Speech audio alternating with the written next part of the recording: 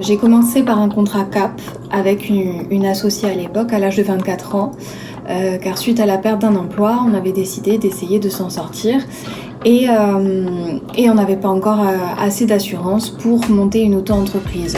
Suite à cette première expérience, on a décidé de se séparer et j'ai décidé de continuer à mon propre compte parce que pour moi, l'auto-entreprise, c'est une vraie liberté.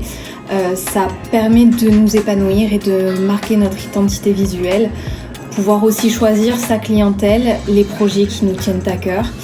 C'est vraiment un partage, un échange et c'est aussi dans mon métier, ceux du design et du graphisme, c'est pouvoir permettre à d'autres entrepreneurs de construire avec eux leurs identités visuelles.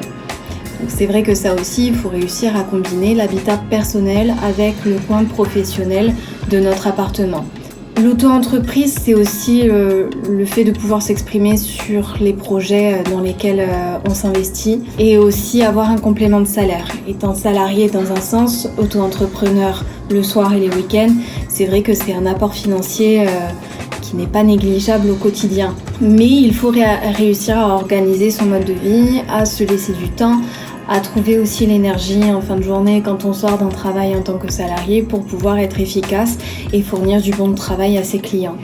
Et c'est vrai que d'un autre point de vue, concernant mon métier, quand on voit des réalisations être imprimées, par exemple des devantures de vitrines, des affiches, des objets promotionnels ou voilà des goodies, c'est vrai que voir son travail en vrai et non plus sur un écran d'ordinateur, ça fait la différence et ça fait quand même plaisir.